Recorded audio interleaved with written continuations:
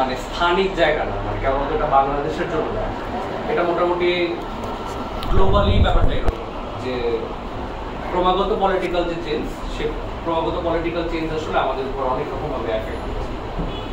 এবং সেই এফেক্টের মধ্যে এমন হয় যে লাইক কোনো ব্রেকিং নিউজ বা কোনো একটা জিনিস আমরা দেখলাম, আমরা স্ট্রেস হইলাম, অ্যাংজাইটি, আমাদের মধ্যে এক ধরনের অ্যাংশাস বিহেভিয়ার আসলে অন্যান্য কিছু আসে।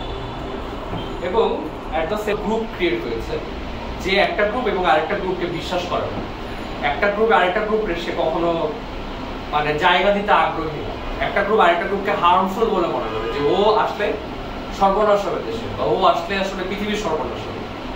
এবং এই হোল পোলারাইজেশনটা আসলে মানে অনেক রকমভাবে ডিভাইড হয়েছে।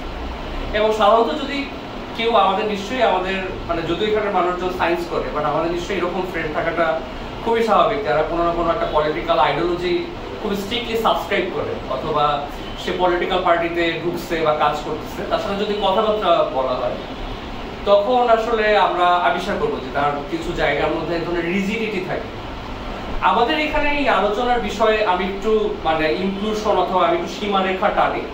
প্রধান যে আলোচনার যে বিষয় সেটা হচ্ছে যে আমরা কিন্তু কোন পলিটিক্যাল আইডিওলজি রাইট অথবা রং এটা নিয়ে আমরা আলোচনা করবো না। আমরা জানি যে প্রতিটা মানুষের ভিতরেই হচ্ছে এই ধরনের একটা ধারণা থাকে যে সে হচ্ছে কিরকম মানে কিভাবে আমার গভর্নমেন্ট চলবে, কিভাবে আমার রাষ্ট্র চলবে, কোনটা আসলে আমাদের দেশের জন্য ভালো হবে বা কোনটা আমাদের পৃথিবীর জন্য ভালো হবে, সবার জন্য ভালো হবে, এই ধরনের বিভিন্ন ধরনের আলাদা পজিশন থাকে। এবং এই পজিশনগুলো নির্ভর করে আমাদের ভ্যালুর উপর। ভ্যালু মানে হচ্ছে উচিত অনুচিত, বাট সায়েন্সে আসলে আমরা কি করি একটা জিনিস ডিসক্রাইব করি। আমরা পৃথিবী সূর্যের চারদিকে ঘোরা উচিত কি অনুচিত এটা নিয়ে আমরা কাজ করি না, যেটা ন্যাচারাল ফেনোমেনা সেটাই আমরা ডিসক্রাইব করি। সুতরাং আমাদের এখানে তাহলে মেইন ফোকাসটা হবে যে মানুষজন যে পলিটিক্যাল কোনো একটা আইডিওলজি সাবস্ক্রাইব করে বা মানুষজন যে একটা পলিটিক্যাল জিনিস বিশ্বাস করে স্ট্রিক্টলি, তো তার এই বিহেভিয়ারটার আসলে সাইন্টিফিক বেসিসটা সেটা হচ্ছে আমাদের এখানে আগ্রহের বিষয়। এখানে একটা খুবই বড় জায়গা আছে, এটা হচ্ছে ম্যাথোডোলজিক্যাল জায়গা। পলিটিক্যাল সায়েন্স নামের যে জিনিসটা আছে সেটা আসলে খুবই একটা রিসেন্ট ঘটনা। এর আগে এটা আসলে ফিলোসফি বা সোশিওলজির জায়গা থেকে দেখা হইতো। তো যখন পলিটিক্যাল সায়েন্সের ম্যাথোডোলজি তৈরি হচ্ছে তখন একটা হিউজ রকম ডিবেট হয় এবং হিউজ ধরনের কিছু কনসার্ন ক্রিয়েট হয়। লাইক যে আমি একজন সায়েন্টিস্ট, আমি একটা মানুষের পলিটিক্যাল সায়েন্টিফিক বিহেভিয়ার নিয়ে স্টাডি করছি। এখানে একটা বড় কনসার্নের জায়গাটা হচ্ছে যে আমারও তো একটা পলিটিক্যাল একটা আইডিওলজির জায়গা আছে, আমারও তো একটা হিডেন অথবা ইন্ট্রিনসিক একটা পলিটিক্যাল একটা বেসিস আছে। সো হোয়াট ইফ যে আমি আসলে তার এই আইডিওলজিক্যাল জায়গাটা ঠিকঠাক ইন্টারপ্রিট করতে পারবো না, অথবা আমি তার আইডিওলজিক্যাল জায়গাটা আসলে ভুলভাবে মিস ইন্টারপ্রিট করবো, এটা হওয়ার একটা বড় ধরনের চান্স থাকে। তো সুতরাং এটার কিন্তু কিছু স্পেসিফিক এই ম্যাথোডোলজিক্যাল বায়াস চেঞ্জ করার জন্য কিছু স্পেসিফিক পদ্ধতি আছে। এটা খুবই বহুল প্রচলিত পদ্ধতি হচ্ছে ডাবল ব্লাইন্ড মেথড। এটা আমরা সবাই জানি। আমি একজন সায়েন্টিস্ট, আমি আসলেই দেখতে চাই ওদের পলিটিক্যাল পজিশন নিয়ে। আমি যখন আমার আন্ডারে রিসার্চার আমি যখন ইনক্লুড করব তখন তারা বিভিন্ন ধরনের পলিটিক্যাল পজিশনের হবে, কমন পলিটিক্যাল পজিশনের হবে না। এবং তাদেরকে আমি আমার পারপাসটা জানাবো না, তাদেরকে আমি আমার মেইন পারপাসটা জানাবো না, আমি তাদেরকে ভিন্ন একটা পারপাস জানাবো। এবং তাদেরকে আমি বলবো যে তারা যেন পার্টিসিপেন্টদেরকে মেইন পারপাসটা না জানে, যাতে এই ফিল্টারের ভিত্তিতে আমি এমন কিছু ডাটা পাই যে ডাটাটা আমার যে পার্সোনাল পলিটিক্যাল যে বায়াস, যেহেতু লাইক আমি যদি একজন লিবারাল হই আমি তাহলে মনে করতে পারি যে প্রতিটা মানুষের সমান উন্মুখ আছে। আমি যদি একজন কনজারভেটিভ হই তাহলে আমার কনস্ট্যান্টলি মনে হতে পারে যে সমাজ উচ্ছন্নে গেছে, কি হচ্ছে, মেয়েদের ড্রেসের এই অবস্থা কেন, বা বিভিন্ন কিছু। আমি বিভিন্ন ধরনের পলিটিক্যাল আইডিওলজির যে ভিউ সেটা নিয়ে কথা বলছি। সো আমি এই জিনিসটা ফিল্টার করার জন্য আমি আসলে ডাবল ব্লাইন্ড মেথড ব্যবহার করবো। সো এই আলাপটা দেওয়ার মেইন জায়গাটা হচ্ছে যে হ্যাঁ, মানুষের পলিটিক্যাল বিহেভিয়ারও আমি যতখানি সম্ভব, এটা পূর্ণাঙ্গভাবে পসিবল না হলেও যতখানি সম্ভব অবজেক্টিভলি আমি সায়েন্টিফিকভাবে স্টাডি করতে পারবো। কিন্তু সেখানে আমার কোনো ভ্যালুজ থাকতে পারবে না, কি করা উচিত কি করা উচিত না এটা না, আমি জাস্ট একটা ন্যাচারাল ফেনোমেনা ডিসক্রাইব করবো। তো আমি পলিটিক্যাল পোলারিটির কথা বলতেছিলাম। তাহলে পলিটিক্যাল পোলারিটির একটা খুব ইম্পর্টেন্ট বিষয় যেটা আসে সেটা হচ্ছে যে আমরা কেন পলিটিক্যাল পোলারিটিকে কেয়ার করতেছি, কেন পলিটিক্যাল পোলারিটি এত বেশি ইম্পর্টেন্ট। প্রধানতম যদি আমি কারণ বলি, প্রধানতম কারণ হচ্ছে যে পলিটিক্যাল পোলারিটির কারণে যখন যারা পলিসি মেকার তারা যখন পলিসি নেয়, লং টার্ম কোনো পলিসি নেয়, এই পোলারিটির কারণে যাদের জন্য পলিসি নিচ্ছে তারা হার্মফুল বিহেভ করতে পারে। আমি একটা কমন উদাহরণ দিই। আমেরিকায় 1980 সালের দিকে হচ্ছে রোনাল্ড রিগান হচ্ছে নিউ লিবারালিজম আনলো, যেখানে উনি বড়লোকদের উপর ট্যাক্স কমাইল। বড়লোকরা ট্যাক্স কমাবে, গরিবদের উপর ট্যাক্সটা বাড়বে। কেন? কারণ বড়লোকরা অনেক টাকা ইনকাম করবে, সেই টাকা তারা আবার ইনভেস্ট করবে। এই আশা থেকে এই কাজটা তারা করেছে, যেটা খুব একটা ওয়ার্ক করে না। কিন্তু এখন যখনই কেউ বড়লোকদের উপর ট্যাক্স বাড়ানোর কথাটা বলে, তখন যে প্রধানতম প্রবলেম মানে সামনে এসে দাঁড়ায় সেটা হচ্ছে যাদের জন্য, মানে আমরা জানি যে যারা রিপাবলিকান তারা আসলে অধিকাংশই গরিব এবং তাদের লোয়ার এডুকেশন, একাধিক ডেমোগ্রাফিক স্টাডিতে আমরা দেখছি। তার মানে বড়লোকের ট্যাক্স বাড়ানোর পর ওই এক্সট্রা ট্যাক্সের টাকাটা যদি আমি ওর পিছনে খরচ করি, এটা ওর জন্য লাভজনক। বাট রিপাবলিকান পার্টির মেম্বাররা বড়লোকদের উপর ট্যাক্স বাড়ালে তারা সবচেয়ে বেশি পরিমাণ রিয়াক্ট করে। এটার অর্থ কি? এটার অর্থ হচ্ছে যে মেবি আমার গভর্নমেন্ট আমার ভালোর জন্য কোনো একটা কাজ করতে পারে, বাট আমার পলিটিক্যাল স্ট্রিম ভিউয়ের জন্য, পোলারিটির জন্য আমি আমার গভর্নমেন্টকে বিলিভ করি না বা ওই সার্টেন পার্টিকে বিলিভ করি না। সো আমি এমন কিছু আচরণ করতে পারি যেটা হয়তো আমার জন্য হার্মফুল। সেকেন্ড যেটা ইম্পর্টেন্ট বিষয় সেটা হচ্ছে যে পলিটিক্যাল পোলারিটির কারণে যেটা হয় এটা হচ্ছে আউট গ্রুপ মেম্বার, মানে আমার যে মেম্বার, আমি যে গ্রুপে বিলং করি তারা সবাই ভালো, দের আইডিওলজিস, তাদের কিছু প্রবলেম আছে থাকতে পারে, বা তারা আসলে মানে গোটা দেখে ভালো, হ্যাঁ। এবং যারা অপোজিটে তারা হাইলি হার্মফুল, তারা হাইলি প্রবলেমেটিক।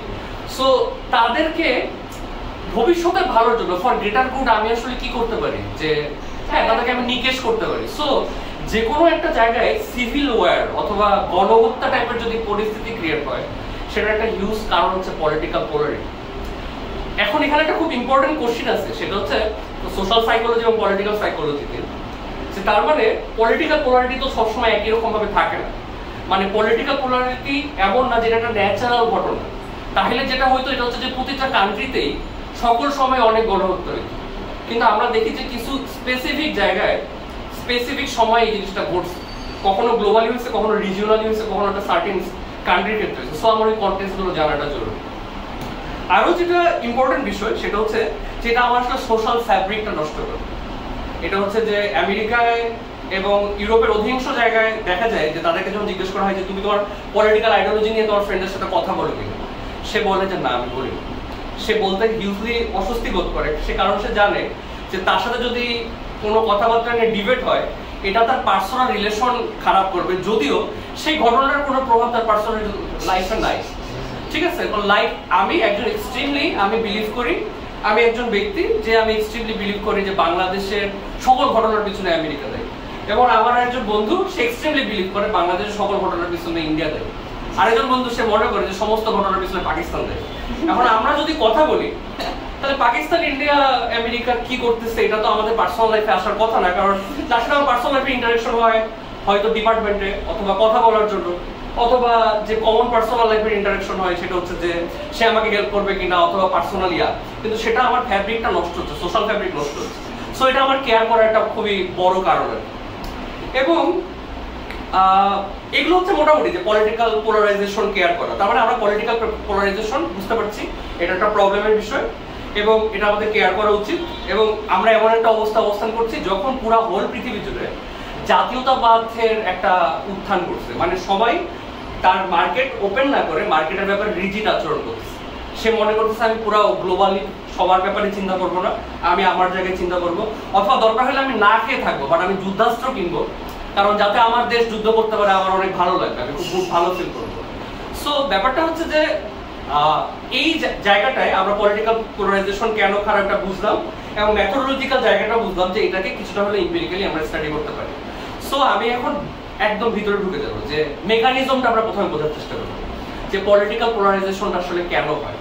মেইনলি আসলে প্রধানতম তিনটা কারণ, আমি তিনটা কারণ মানে আবারও বলবো বাট প্রথমের দিকে বলে রাখতেছি। ফার্স্ট কারণ হচ্ছে আসলে বায়োলজিক্যাল, মানে আওয়ার ব্রেইন, আমাদের ব্রেইনের স্ট্রাকচার, আমাদের নিউরোলজি, এবং এটার পিছনে একটা থিওরিটিক্যাল ব্যাখ্যা আছে, সেই ব্যাখ্যাটা আমি দিব। সেকেন্ড যেটা সেটা হচ্ছে আমাদের থিঙ্কিং প্রসেস, আওয়ার কগনিশন, আমরা কগনিশনকে আমাদের থিঙ্কিং প্রসেস বলি, হ্যাঁ। তো আমাদের থিঙ্কিং প্রসেসটা কিভাবে কাজ করে সেটা। আর থার্ড হচ্ছে আমাদের গ্রুপ বিহেভিয়ার। এই হচ্ছে মোটা দাগে তিনটা ইম্পর্টেন্ট ফ্যাক্টর, এবং মোটা দাগে এই তিনটা ইম্পর্টেন্ট ফ্যাক্টরটাই হচ্ছে আমি আলোচনা করব। এখন প্রথম যে আলোচনার বিষয়, স্পেসিফিকলি প্রথমত যে আলোচনার বিষয় সেটা হচ্ছে যে আমি যেটা মাত্র বললাম এটা হচ্ছে যে কেউ একজন পলিটিক্যালি তার যে পলিটিক্যালি সে যে কোনো একটা গ্রুপের প্রতি মানে তার এই হোল বিহেভিয়ার এর পিছনে 3টা কারণ আমি বললাম। তো প্রথম কারণটা আমি যেটা বললাম এটা হচ্ছে বায়োলজিক্যাল, মানে আমাদের ব্রেন। এবং কেন আমি প্রথমের দিকে বায়োলজিক্যাল জিনিসটাই আনলাম, এটার কারণ হচ্ছে যে কোনো একটা বিহেভিয়ার যখন আমরা দেখি তখন একটা ডিস্টিংশন হচ্ছে আমাকে ক্লিয়ার করতে হয় যে এই বিহেভিয়ারটা কি নেচার, মানে এটা কি বায়োলজিক্যাল কারণেই ঘটছে নাকি ইটস এ নার্চার। মানে নার্চার মানে হচ্ছে সে বড় হয়েছে যেভাবে এবং বড় হইতে হইতে তার ক্ষেত্রে যা যা ঘটছে সেটার কারণে তার এই বিহেভিয়ারটা হচ্ছে, মানে এটা কি কালচারাল এক্সপ্রেশন নাকি ইউনিভার্সাল এক্সপ্রেশন। ফ্যামিলি এটাও নার্চার, নার্চার মানে সে কিভাবে বড় হয়েছে এটার কারণে সে এমন নাকি বায়োলজিক্যালি সে এমন। এখন আমি একটা কমন উদাহরণ দিলে জিনিসটা ক্লিয়ার হবে। লাইক আমার একজন খুবই কাছের মানুষ মারা গেল, আমার আমি শোকাহত হলাম। পৃথিবীর বিভিন্ন কালচারে শোক পালন করার বিভিন্ন ধরনের সিস্টেম আছে। লাইক হচ্ছে যে কেউ শোক পালন করার 40 দিন পর্যন্ত শোক পালন করে। কোথাও কোথাও এমন আছে যে সে কান্না করার জন্য লোক টাকা নিয়ে আসে যারা কাঁদবে। রাশিয়ায় হচ্ছে শোক পালন করার জন্য আমি ভুরু কেটে ফেলি। সো এগুলো হচ্ছে কালচারাল এক্সপ্রেশন। যেমন প্রেমের ক্ষেত্রে যেটা হয় এটা হচ্ছে যে আমি এখন মোটামুটি একই হয়েছে, বাট বিভিন্ন জায়গায় কালচারালি এখন তো প্রেমের ক্ষেত্রে কমোডিটির একটা ব্যাপার আসছে, কিন্তু বিভিন্ন জায়গায় কালচারাল এক্সপ্রেশন ভিন্ন ভিন্ন ছিল। But what is the biological expression? কেউ কষ্ট পাইলে সবার চোখ দিয়ে পানি বের। সো এটা হচ্ছে মানে সকল কালচার ভিন্ন ভিন্ন হলেও আমি একটা কমন জায়গায় যাচ্ছি। সো প্রথমত কেন আমার এই জিনিসটার ব্যাপারে আমার ফোকাস করা উচিত, কারণ হচ্ছে আমি দেখতেছি যে মানুষ হচ্ছে একটা ছোট যেটা হচ্ছে পলিটিক্যাল, মানে একটা পলিটিক্যাল অ্যানিমাল, এবং তাদের প্রত্যেকেরই পলিটিক্যাল আইডিওলজি আছে, প্রত্যেকেই পলিটিক্যাল জায়গায় সে ভাবে কোনটা ভালো কোনটা খারাপ। সো যদি কমন জায়গায় আমি আসি তাহলে হচ্ছে ধরেন বায়োলজিক্যাল জায়গায় যদি আসেন, ধরেন আপনি একটা ফেসবুক পোস্ট করতেছেন, করার মাধ্যমে আপনার প্রবলেম হইল। এটা হচ্ছে 2016 অথবা 2012 সালের স্টাডি। এরপরে হচ্ছে 2বার রেপ্লিকেশন স্টাডি হচ্ছে, মানে এটা একটা গুড স্টাডি। সে স্টাডি হচ্ছে যে যারা কনজারভেটিভ, আমাদের ব্রেইন রিজিয়নের হচ্ছে একটা সার্টেন জায়গা আছে, এটার নাম হচ্ছে অ্যামিগডালা। অ্যামিগডালার কাজ হচ্ছে যে সে করতে পারে, মানে সে হচ্ছে রিস্ক সে হচ্ছে পারসিভ করতে পারে। মানে অ্যামিগডালার কারণে যেটা হয় এটা হচ্ছে যে আমরা ফাইট অর ফ্লাইট রেসপন্সে যাই। ফাইট অর ফ্লাইট রেসপন্স কি, মানে আমি এমন একটা পরিস্থিতিতে পড়লাম যে হয় আমি ফাইট করব অথবা আমি ফ্লাইট করব, এই ধরনের একটা highly fight or flight response. এটা হচ্ছে আমাদের অ্যামিগডালা। ইন্টারেস্টিং বিষয় হচ্ছে যারা কনজারভেটিভ, আমরা দেখছি যে তাদের অ্যামিগডালায় একটা হিউজ রকমের সেন্সিটিভিটি পাওয়া গেছে, মানে তাদের এক ধরনের অ্যামিগডালা রিলেটেড একটা হিউজ লেভেলের সেন্সিটিভিটি আছে। অন দ্য আদার হ্যান্ড যারা মোর লাইকলি লিবারাল, তাদের আমাদের প্রিফ্রন্টাল কর্টেক্সের একটা জায়গা আছে, এটার নাম হচ্ছে পিএফসি মডুলার, আমি জিনিসটার নাম লিখছি আমার আচ্ছা পিএফসি ভেন্ট্রোমেডিয়া পিএফসি মানে হচ্ছে প্রিফ্রন্টাল কর্টেক্স। সেই জায়গাটায় তার ওই জায়গাটা অ্যাক্টিভ। এটা আসলে যে তার মধ্যে নভেল ইনফরমেশন সিকিং এবং সেটা একসেপ্ট করার একটা হিউজ ব্যাপার থাকে, ঠিক আছে, নভেল ইনফরমেশন সিকিং। এখন এটা কি বায়োলজিক্যাল? হ্যাঁ, এটা বায়োলজিক্যাল, কারণ আমি তো ব্রেন দেখতেছি। কিন্তু এমনও হইতে পারে যে সে ছোটবেলায় সে ওইভাবে বড় হওয়ার কারণে তার ব্রেন রিজনটা ওইভাবে হয়েছে। এটা একটা কমন উদাহরণ হচ্ছে যে আমরা তো সবাই যে কোনো বিহেভিয়ার লার্ন করি, মানে আমরা যখন জন্মাই তখন আমাদের জন্মানোর পরে যেটা ঘটে সেটা হচ্ছে যে আমরা হচ্ছে আমাদের কোনো একটা আচরণ, সোশ্যাল এক্সপেকটেশন অনুসারে কোনো একটা আচরণ আমাদের বাড়তে থাকে, ওই জায়গায় নিউরাল পাথওয়েগুলো বাড়ে, কোনো জায়গায় হচ্ছে সোশ্যাল এক্সপেকটেশন অনুসারে আচরণ করতে থাকে, কারণ আমাদের সমাজে কিছু থাকে। এটা এমন হইতে পারে যে যারা কনজারভেটিভ তাদের অ্যামিগডালাটা যে বেশি রিয়াক্ট করে, এবং যারা লিবারাল তাদের যেটা করে, এটা এমন মানে এটা হচ্ছে ওইখানকার নার্চারগত কারণেও হইতে পারে। এটার কারণ হচ্ছে যে অনেকে এই স্টাডি ক্রিটিসিজম করছে যে তারা মেবি এটা চীন অথবা কোরিয়ার ক্ষেত্রে আলাদা হবে, এটা আমেরিকার ক্ষেত্রে আলাদা। সো ব্যাপারটা যদি আমি আরেকটু ভিতরে যাই, এটার মানে হচ্ছে যে আমি একটা কমন আমেরিকান সিনারিওর কথা বলি। কমন আমেরিকান সিনারিও হচ্ছে যে আমেরিকায় ইমিগ্রেশন আসতেছে, ওকে, আমেরিকা ইমিগ্রেশন আসতেছে মেক্সিকো থেকে। সো একজন লিবারাল, তার কাছে নভেল ইনফরমেশন সিকিং এর জায়গাটা অ্যাক্টিভ। সো তার কাছে মনে হচ্ছে সেটা হচ্ছে যে একটাই ফ্যাক্ট, কিন্তু একটা ওয়ান ফ্যাক্ট তার কাছে মনে হচ্ছে যে ওকে এটা আসতেছে এবং তাদের তো আসলে তারা তো অনেক খারাপ আছে এবং আছে। আচ্ছা, এটার সাথে ইম্প্যাথিরও একটা হালকা সম্পর্ক আছে, খুবই হালকা, অনেক বেশি না। এমন একটা জিনিস মনে করা হইতো যে কনজারভেটিভদের ইম্প্যাথি কম, এটা খুব একটা মানে আমি খুব স্ট্রিক্টলি বলতে পারতেছি না এটার পক্ষে বা বিপক্ষে। সো তার কাছে মনে হচ্ছে যে হ্যাঁ সে তো আসতেছে, এবং হ্যাঁ এটা তো আমরা সাইন্টিফিকলি ভাবে বা আমরা তো এটা জানি, নতুন অনেক স্টাডিতে আমরা দেখতেছি যে তারা সোশ্যাল ইকোনমিক কারণে আসতেছে, যদি মেক্সিকোর ইকোনমি ভালো হয় তাহলে আর তারা আসবে না। সো আমাদের উচিত আসলে তাদেরকে হেল্প করা, এটা হচ্ছে একটা লিবারাল ভিউ। একজন কনজারভেটিভের ভিউ হচ্ছে সে যেইমাত্র আসতেছে তার অ্যামিগডালা এফেক্ট করতেছে যে ওকে আমি affected, there might be some problem. এই স্টাডিটার একটা বিস্তৃত প্রভাব আছে। সেই বিস্তৃত প্রভাবটা হচ্ছে এটা মেবি আটলান্টা অথবা নিউ ইয়র্ক টাইমসে আসা, যে যখন স্টাডিটা বের হয়েছে তখন পর্যন্ত ফেসবুকের অ্যালগোরিদম সিস্টেম একরকম ছিল। ফেসবুকের অ্যালগোরিদম সিস্টেম স্টাডির ভিত্তিতে, মানে স্টাডি যে অনেক সময় বিগ কর্পোরেশন তাদের নিজের প্রয়োজনে ব্যবহার করে, এটা হচ্ছে তার গ্রেট উদাহরণ। সে এমন অ্যালগোরিদম ক্রিয়েট করে যাতে আমার কাছে সেই জিনিসটাই আসে যাতে আমি ফিউরিয়াস হই, আতঙ্কিত হই, আমার যেন প্রবলেম বড় হয়, যে যাতে আমি এফেক্ট করি এবং এটার কারণে আমি যেন অ্যাক্ট করি বিকজ অফ মাই অ্যামিগডালা। তার মেইন টার্গেট হচ্ছে অ্যামিগডালা এবং নভেল ইনফরমেশন সিস্টেম, তার দুইটা মডেলই থাকে। এখন মেইন ব্যাপারটা হচ্ছে এটা কেন, মানে হোয়াই আমাদের ব্রেন কেন এইভাবে অ্যাক্ট করে। এটার পিছনে একটা বেসিক থিওরিটিক্যাল যে মডেল সেটার নাম হচ্ছে ইভলিউশনারি সাইকোলজি মডেল। ইভলিউশনারি একটা বড় জিনিস, এটা নিয়ে আমি আলোচনা করবো না, কিন্তু আমি কিছু জিগ নিয়ে আলোচনা করবো। আমাদের হোমো সেপিয়েন্স আসছে প্রায় অ্যারাউন্ড অ্যাপ্রক্সিমেটলি 70 লাখ বছর আগে, এবং আমরা হচ্ছে কৃষিভিত্তিক সমাজের মধ্যে আসছি মাত্র 10,000 বছর আগে। তো আমাদের হোমোসেক্সুয়ালি মানে আমাদের যে হোমো সেপিয়েন্স তাদেরকে যদি আমরা চিন্তা করি তাহলে আমরা আবিষ্কার করব যে তাদের, আমরা ধরে নিলাম আমরা হচ্ছে কিছু, আমরা হচ্ছে মানে আমরা যদি জিনের বেসিক জিনের জায়গা থেকে চিন্তা করি তাহলে কোনো একজন ব্যক্তির আমি ধরে নিলাম যে কিছু জিন থাকে, আমরা জানি যে জিন থাকে, জিনের কারণে জেনোটাইপ এবং জিনের কারণে ফেনোটাইপ হয়। হ্যাঁ, তো আমি ধরে নিলাম যে একজন ব্যক্তি আছে যে আসলে কোনো ভয় পায় না, সে প্রচন্ড সাহসী, তার কোনো ভয় টাইপের কোনো ভয় নামের কোনো কিছুই ফিল হয় না। সো সে আমি হচ্ছে রিস্ক প্রোফাইলিং এর জায়গা থেকে জানি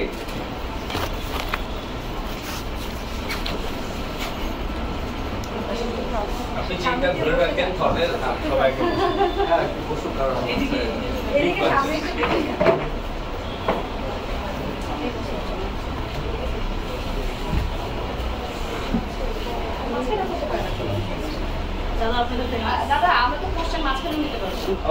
আমি শেষ করে কোশ্চেন বলে নিব তুমি কখন।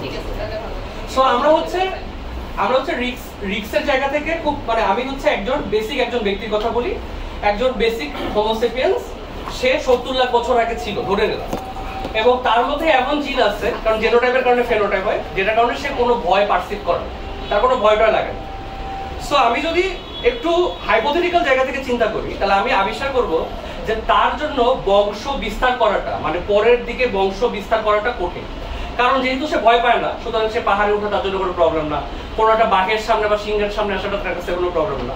সো তার রিস্ক টেকিং অ্যাক্টিভিটিস অনেক বেশি, তার বিকলাঙ্গ হওয়ার চান্স বেশি।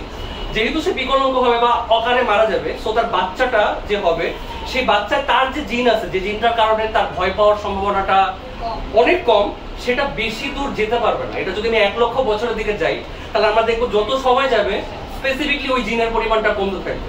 সো সোশ্যাল যে সিলেকশন হয় বা যে ন্যাচারাল সিলেকশন হয়, সেই সিলেকশনে কিছু স্পেসিফিক জিন আসছে। এটা আমি একটা গ্রেট উদাহরণ দিতে পারি।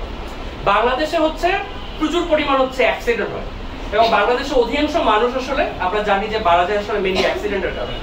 সো একটা টিনেজ বাচ্চাকে যদি আমি একটা হচ্ছে ট্রাকের ছবি দেখাই, একটা ট্রাক অথবা একটা বাসের ছবি দেখাই, যদি না তার সরাসরি কোনো রকম কোনো ডিরেক্ট এক্সপিরিয়েন্স থাকে বাস অথবা ট্রাকের সাথে, তাহলে তার ওই ট্রাক এবং বাসটাকে দেখে আতঙ্কিত হওয়ার কোনো কারণ নেই। কিন্তু আমি একটা টিনেজ বাচ্চা যার লাইফে কখনো ইন্টারাকশন হয়নি, তাকে যদি আমি একটা বিভৎস, একটা মাকড়সা অথবা একটা সাপের ছবি দেখাই, তার একটা ভিসারাল রিয়াকশন হবে। এই ভিসারাল রিয়াকশনটা কেমন তো কালচারালি হয় এমন না, এটা সবার হয়। এটার কারণ হচ্ছে দেয়ার আর সাম বায়োলজিক্যাল জিন যে হচ্ছে কিছু সার্টেন জিনিস করে। কেউ যদি এটা নিয়ে আরো আগ্রহী হও তারা হচ্ছে অ্যাট্রাকটিভনেস, যেহেতু অ্যাট্রাকটিভনেস একটা ইউনিভার্সাল ফেনোমেনন, এটার পিছনে জিন বা অন্য কিছু দেখতে পাবে।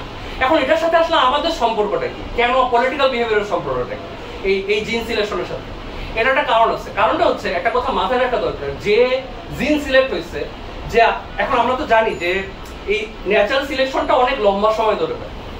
সো আমাদের যে মডার্ন মিডিয়া যেমন সংবাদপত্র, এটা হচ্ছে গুটেনবার্গের ছাপাখানা আবিষ্কার হওয়ার পরে আসে। আমাদের যে মডার্ন ফেসবুক, এটা 2007-এর পরে আসে, যেখানে আমি কনস্ট্যান্টলি হচ্ছে নিউ ইনফরমেশনে ওয়াক ডাউন হচ্ছে। সো আমার তার মানে এখন পর্যন্ত আমার জিন বা জিন প্রোফাইলটা এখন পর্যন্ত সেই যে কেভম্যান তার জিন প্রোফাইলের সাথেই সম্পর্কিত, এটা আসলে একদম নতুন জিন প্রোফাইলের সাথে সম্পর্কিত না। বাট আমি এখন ওই জিনটা বহন করি, কারণ ওই জিনের সিলেকশন হওয়ার জন্য তো আমার ন্যূনতম 20 থেকে 25 বছর বাঁচতে হবে নতুন বাচ্চা দেওয়ার জন্য। প্রতি বছর যদি আমি বাচ্চা দিতে থাকি তাহলে এটা অনেক লম্বা সময় লাগবে, এটা একটা বড় ব্যাপার। ন্যূনতম 1-2 লাখ টাকা, 2 লাখ বছর বা 3 লাখ বছর অ্যাপ্রক্সিমেটলি সময় লাগবে। সো আমার যে জিন, সেই জিনে আমার মনে রাখা দরকার যে আদিম কেপম্যান, সে আদিম কেপম্যান কিন্তু প্রিডেটর না, মানে সে কাউকে দেখে একটা বাঘ যেভাবে লুকায় ছিল শিকার করছে, সে কিন্তু তা না, সে মূলত প্রে, মানে তাকে শিকার করতে হবে। সো এটার মিনিংটা, এটার মিনিং হচ্ছে সাইকোলজিতে একটা খুব ইম্পর্টেন্ট বিষয় আছে, এটাকে বলা হয় মোরাল সাইকোলজি, যারা নিউরোলজিক্যাল বেসিস অফ মোরালিটি নিয়ে কাজ করে। এটার বেসিস হচ্ছে যে আমরা যেটাকে ভালো বলে মনে করি বা খারাপ বলে মনে করি, সেটা আসলে রিলেটেড টু দ্য হার্ম, যে এটা কি কালেকটিভলি আমার প্রতি হার্ম হবে। আমি একজন প্রে, এই কারণে কিন্তু আমি গ্রুপে চলাফেরা করি, আমি একটা ট্রাইব আছে আমার, এবং গ্রুপে চলাফেরা করি কারণ এটা আমাকে একটা এক্সট্রা অ্যাডভান্টেজ দেয়।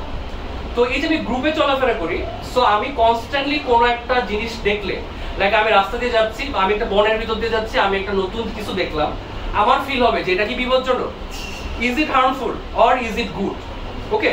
এবং এই বেসিক থিঙ্কিং প্যাটার্নের বেসিসে আমার আসলে এটা ক্রিয়েট হয়েছে। যদি এটা হার্মফুল হয় আমার অ্যামিগডালা অ্যাক্টিভ হবে, ইজ ইট গুড তাহলে আমার এটা অ্যাক্টিভ হবে, ঠিক আছে। পিএফসির একটা জায়গাটা মানে উচ্চারণ করাটা একটু প্যারা। এখন মেইন যে বিষয় সেটা হচ্ছে যে আমরা যেহেতু প্রে, সো আমার যেহেতু কনস্ট্যান্টলি এরকম ফিল হয়, তো তাহলে এখানে আসলে আমার বেসিক ইনস্টিংক্টটা কি? বেসিক ইনস্টিংক্ট হচ্ছে আমি একটা কিছু প্রোটেক্ট করতে চাই এবং আমি একটা কিছুকে ব্যাপারে হার্ম ফিল করি। আমি একটা জিনিস প্রোটেক্ট করতে চাই, আমি একটা বিষয়ে হার্ম ফিল করি। এবং আমি যেহেতু গ্রুপ, সো আমাকে অন্য গ্রুপ নিয়েও চিন্তা করতে হচ্ছে, কারণ সেও হচ্ছে আমার রিসোর্স নিতে পারে। এবং এগুলো হচ্ছে খুবই জিনগত আর কি, কারণ এটা জিনটা আমরা বহন করি। সো মেইন যে প্রবলেমটা হয় সেটা হচ্ছে যে যখন অন্য কোনো পলিটিক্যাল পার্টির কেউ কোনো কিছু বলে, তখন আমার বেসিক ইনস্টিংক্ট ওটাই থাকে। মানে যে কোনো পলিটিক্যাল পার্টির কেউ একজন ব্যক্তি, তাকে যদি আপনি লিস্ট করে 10টা সম্ভাব্য প্রবলেম দেখান, সে একটা প্রবলেমে ডিস্ট্রেস ফিল করবে, কারণ তার কাছে মনে হচ্ছে যে এটা possible harmful and he want to protect. সে কি প্রোটেক্ট করতে চায়? কেবল নিজেকে না, তার গ্রুপ এবং তার হোম, যে হোমটা এখন এক্সপ্যান্ড হয়েছে মডার্ন টাইমে, it become the country, imagine community. হ্যাঁ, এখন ঘটনাটা হচ্ছে যে সো সে কনস্ট্যান্টলি এটা দেখে। একটা কমন জিনিস হচ্ছে যে লাইক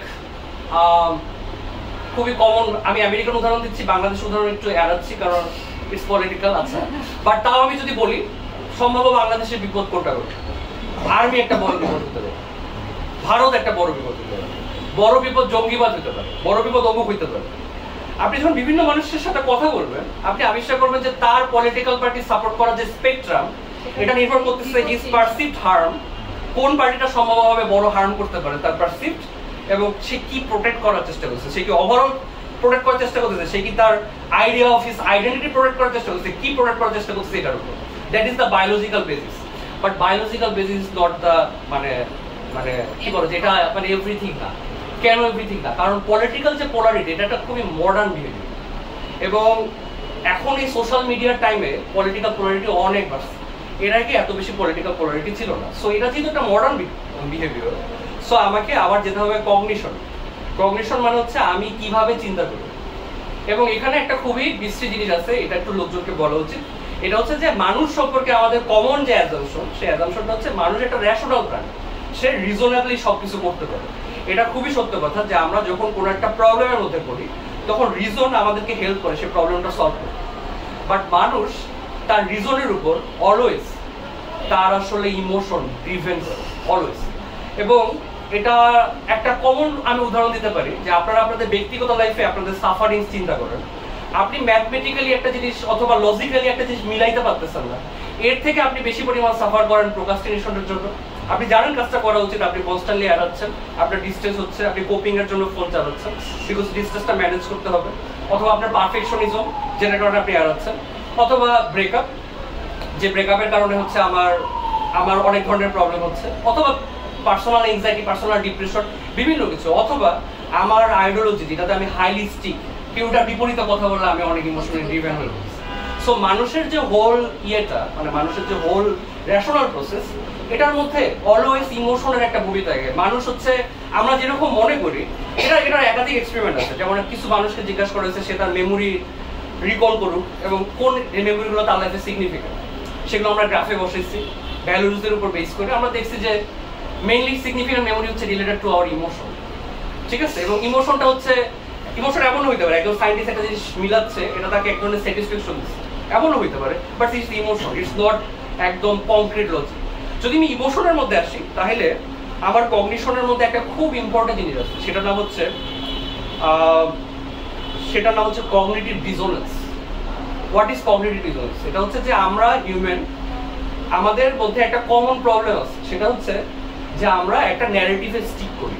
ন্যারেটিভ স্টিক করা মানে হচ্ছে একটা কজ অ্যান্ড বিহেভিয়ারের আমরা একটা গল্প করি। এটা কেবলমাত্র আমার পার্সোনালি আমার উপর হয় তা না, এটা আমার কালেকটিভলি হয়। একটা মানুষ আমার কাছে আসলো, আমি তাকে বললাম যে কি অবস্থা, তুমি তোমার এই সমস্যার কারণ কি? সে বললো ছোটবেলায় আমার এই হয়েছে, তারপরে আমার এই হয়েছে, তারপরে এই হয়েছে, এটার কারণে ছোটবেলায় আমার সাথে এইভাবে আচরণ করা হয়েছে, অথবা তুমি এই অপরাধটা কেন করছো। সেও তখন একটা ন্যারেটিভ বলবে যে এই ধরনের অসুবিধা হয়েছে। এই ন্যারেটিভটা কালেকটিভলি আমরা যখন চিন্তা করি তখন আসলে ঐতিহাসিক ন্যারেটিভ কাজ করে। ঐতিহাসিক ন্যারেটিভ মানে হচ্ছে এখনকার সময়ের বড় প্রবলেমের জন্য আমি ইতিহাসের কাছে যাচ্ছি, কিন্তু আমি জানি যে ইতিহাস আলটিমেটলি বর্তমান সময়ের কিছু এভিডেন্স তার উপর ভিত্তি করে আমি এডুকেটেড গেজ করলাম, কিন্তু এই এডুকেটেড গেজটা আসলে সব ধরনের সম্ভাবনা দেখায় না। এটা আমি একটু পরে ব্যাখ্যা করতেছি। সো আমার যে আইডেন্টিটি, আমার যে ন্যাশনাল আইডেন্টিটি ক্রিয়েট হয়, লাইক বাঙালি মুসলিম, বাঙালি মুসলিম, অথবা ভারতীয়, ভারতীয় বলতে আমি ইন্ডিয়ান সাবকন্টিনেন্টের কথা বলছি, অথবা একজন এশিয়ান, অথবা একজন বিশ্ব মুসলিম, এই সমস্ত জিনিসটা হচ্ছে রিলেটেড টু ন্যারেটিভ। এবং আমি এখানে আবার একটা সেকেন্ড টুল দিচ্ছি। আপনি ভিন্ন পলিটিক্যাল আইডিওলজির মানুষের সাথে যখন কথা বলবেন, আপনি আবিষ্কার করবেন বাংলাদেশের সকল প্রবলেম এবং সমস্ত কিছুর জন্য সে ভিন্ন ভিন্ন ইতিহাসের ন্যারেটিভ আপনার কাছে আনতেছে। একজন লোক একটা সার্টেন পার্টি সাপোর্ট করে, এটার অর্থ হচ্ছে এটা না যে সে কিছু মোরাল জিনিস করে।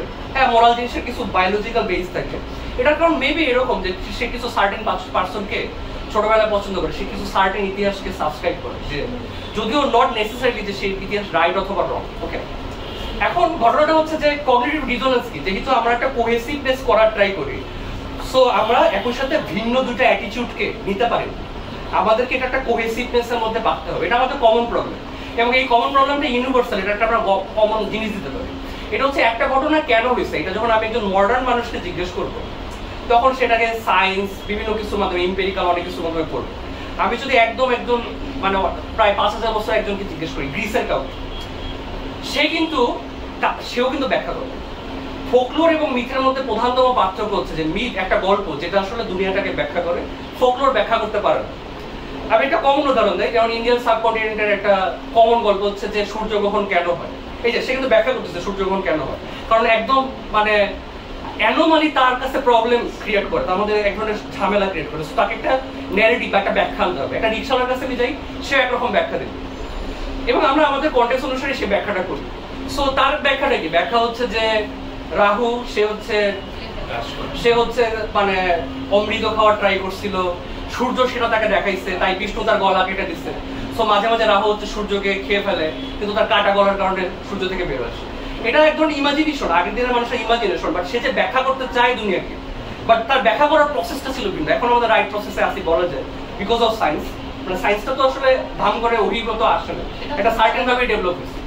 সো আমার ডিসোনেন্সের ব্যাপারটা হচ্ছে পার্সোনাল লাইফে আমাদের কিছু ডিসোনেন্স থাকে, লাইক আমি সিগারেট খাই, সো আমি সিগারেট খাওয়া আমি জানি হার্মফুল। এখন একটা কমন ব্যাপার এমন হতে পারে যে সিগারেট খাওয়া যে বেশি হার্মফুল, আমি ইনফরমেশন সিক করার ট্রাই করতে পারি, বিকজ ইটস ক্রিয়েট ডিস্ট্রেস। অথবা এমন হতে পারে যে আমি সিগারেট খাওয়াটা দেখলাম অনেক হার্মফুল, তখন আমাকে কি করতে হবে, এই ডিস্ট্রেসটাকে, এই ডিসোনেন্সটাকে কমাইতে হবে। সো আমি বলবো হ্যাঁ আমার দাদা 90 বছর বাঁচছিল, নিয়মিত সিগারেট খেত, কিছু হয় না। অথবা সেকেন্ড যেটা আমি বলতে পারি এটা হচ্ছে যে হ্যাঁ বাংলাদেশে তো অনেক বায়ু দূষণ হয়, বায়ু দূষণের তো অলরেডি পারা যাবে, সো একটু সিগারেট তো খাইতেই পারে। আমি কি করতেছি, আমি কিন্তু আমার মধ্যকার ডিসোনেন্স কমানোর ট্রাই করতেছি। পলিটিক্যাল পার্টি একটা সার্টেন আইডিওলজি আছে, একটা সার্টেন ধরনের তার কিছু কোর অ্যাজাম্পশন আছে, সে সার্টেন ভাবে আগেই ভাবে যে কোনটা হার্ম, কোনটাকে প্রোটেক্ট করতে হবে, ঠিক আছে? যেহেতু হার্ম এবং প্রোটেক্ট করতে হবে, সো তার বিপরীত যে ইনফরমেশন আছে এটা তার মধ্যে এক ধরনের ডিস্ট্রেস ক্রিয়েট করে, এবং এই ডিস্ট্রেসের কারণে এই ডিসোনেন্সকে এড়ানোর জন্য সে কি করে, সে হচ্ছে আমরা যেটাকে বলি bubble, liberal bubble, conservative bubble. মানে আমি যেরকম সেই রকম টাইপের মানুষজনের ইনফরমেশনে আমার কাছে কনস্ট্যান্টলি আসতে হবে, because it's comforting, it's good, it's feel good. আমি এটাই বিলিভ করতে চাই এবং সে এটাই আমাকে বলতেছে। এই জিনিসটা নিয়ে আমার কনসার্ন ছিল এবং সেই কনসার্নটা সেটা ল্যাঙ্গুয়েজের মাধ্যমে আনতে পারছে যেটা করতেছে এবং এটা 16 পরে হয়েছে আমার ধারণা ওই রিসার্চটার কারণে। তো এবং কগনিটিভ ডিসোনেন্সের সাথে একটা খুব ইম্পর্টেন্ট জিনিস আছে, এটাকে বলা হয় মোটিভেটেড রিজনিং। মোটিভেটেড রিজনিং হচ্ছে অনেকটা, এটা আমাদের পার্সোনাল লাইফে আছে এবং এটা আমাদের পলিটিক্যাল লাইফেও কাজ করে। মোটিভেশন রিজনিং মানে হচ্ছে যে আমি তো বললাম যে ইমোশন আমাদেরকে লজিকের উপর অনেক ধরনের প্রভাব ফেলে। ইমোশন লজিকের উপর অনেক ধরনের প্রভাব ফেলে বলে এটা কিন্তু বিভিন্ন জায়গায় এটাকে এড়ানোর সাইন্টিফিক্যালি অনেক ধরনের আমরা প্রসেস অবলম্বন করি। যেমন ঐতিহাসিকদের ব্যাপারে বলা হয় যে ইতিহাসের সাথে একটা সার্টেন ডিস্টেন্স না হইলে ইতিহাস লেখা উচিত না। মানে আমি হচ্ছে 1857 সালের বা আমি হচ্ছে সম্রাট শাহজাহান নিয়ে এখন যদি ইতিহাস লিখি এটা আসলে কোনোরকম কোনো প্রবলেম ক্রিয়েট করবে, বাট আমি যদি এখন 90 নিয়ে ইতিহাস ক্রিয়েট করি এটা ডিস্টেন্স ক্রিয়েট করতে পারে। সো আমার একটা সার্টেন লেভেলের ডিস্টেন্স ক্রিয়েট করতে হবে, কারণ ইমোশন ডিকটেট করে। মোটিভেশনাল রিজনিং হচ্ছে যে আমার ইমোশন আমাকে এমন ভাবে ডিকটেট করে যে আমার রিজনকে আমি এক ধরনের টুইক করি, আমি রিজনকে এক ধরনের টুইক করি। এটাকে মানে কগনিটিভলি একটা একটু কমপ্লেক্স একটা মডেল আছে, কিন্তু কেউ যদি সিম্পলিফাই মডেল চান, যদি এটা আনসাইন্টিফিক বাট বোঝার জন্য সুবিধার জন্য, তারা ফ্রয়েডিয়ান মডেলটা ভাবতে পারেন যে সুপার ইগো এবং ইট। আমার ইট হচ্ছে এতখানি জিনিসটা চাচ্ছে যে আমার ইগো জিনিসটাকে টুইক করে সুপার ইগোকে বোঝানোর চেষ্টা করতেছে যে ওকে এটা করা যেতে পারে, এটা জাস্টিফাইড, এটা ওকে। হ্যাঁ, এটার একটা কমন উদাহরণ আমি দিতে পারি। এটা খুবই কমন উদাহরণ হচ্ছে চিটিং এর ক্ষেত্রে। পার্টনার চিটিং করার ক্ষেত্রে চিটিং এর সকল এলিমেন্ট থাকলেও পার্টনার এটা ধরতে পারে। এমন কারণ নাই যে পার্টনার আসলে বুদ্ধি কম অথবা পার্টনার অমুক, বাট পার্টনার ডিপলি ফিল করে যে মানে সে চিট করতেছে না, কারণ it feel hard, really hard. So partner হচ্ছে ডিপলি ফিল করে এবং পার্টনার আসলে ফিল করতে চায় যে সে চিট করতেছে না, that's why he constantly seek type of information. এটা হচ্ছে ইয়ার ক্ষেত্রে হতে পারে, সামথিং লাইক কেউ ডায়েট করতেছে এবং সে ক্ষুধার্ত পেটে আছে, সে একটা রেস্টুরেন্টের পাশ দিয়ে গেল, নাকের ভিতরে খুব সুন্দর একটা পিজা অথবা একটা বিরিয়ানির গন্ধ আসলো। সো মোটিভেটেড রিজনিং হচ্ছে কি, তার ফার্স্ট স্টেজ হচ্ছে ইমোশনাল অ্যারাউজাল হবে, আমার খিদা লাগছে, কিন্তু এটা আনকনসিয়াসলি। তারপরে সে কি করবে, রিজন দিবে, ওকে এখন তো দুপুরবেলা একদিন খেলে কিছু হয় না, অথবা অল্প খাবো, অথবা খেয়েই তো ফেলছি, সো আরেকবার আজকের দিন থেকে তার পরের দিন থেকে। That is motivational reasoning. But এটা কাজ করে কিভাবে, পলিটিক্যাল কাজ করে। কারণ আপনি বিভিন্ন ধরনের পলিটিক্যাল বিশ্লেষক তাদেরকে যখন বলবেন যে আপনি বিশ্লেষণ করেন বাংলাদেশের পরিস্থিতি এবং প্রেডিক্ট করেন, সেই প্রেডিক্টের ক্ষেত্রে তাদের উইশফুল থিঙ্কিং অনেকভাবে আসতে পারে। কেউ বলবে যে আওয়ামী লীগ কখনো ফেরত আসবে না, ওয়ার্ডটা মিস্টার্ট করে ফেললাম, ঠিক আছে, নিষিদ্ধ ঘোষিত দল আওয়ামী লীগ কখনো ফেরত আসবে না। এবং সেকেন্ড যেটা, সেটা হচ্ছে যে কেউ বলবে যে না আসবে, ঠিক আছে, কেউ বলবে যে বাংলাদেশের মানুষ এরকম, বাংলাদেশ হচ্ছে কখনো এমন হবে না, কেউ বলবে বাংলাদেশ মানে এরকম, বাংলাদেশে এমন হবে। সে ডাটা দেখতেছে, বাট যেহেতু তার মধ্যে এক ধরনের উইশফুলের জায়গা আছে, সো সেটা টুইক করে। বাট এবং এই টুইকের কারণে কি হয়, এই যে ডিসোনেন্স এবং মোটিভেটেড রিজনিং, এটা এতদিন পর্যন্ত ছোট প্রবলেম ছিল, অবশ্যই প্রবলেম ছিল। যেমন একটা গ্রেট প্রবলেম তৈরি হয়েছিল 1930 সালে যখন রাইজ অফ হিটলার হয়, এবং সেটার কারণে কিন্তু আমাদের স্কেপগোট ছিল এবং ভয়ঙ্কর রকমের ঘটনা ঘটছে, আমরা দেখছি, গণহত্যা হয়েছে, অসুইচ হয়েছে।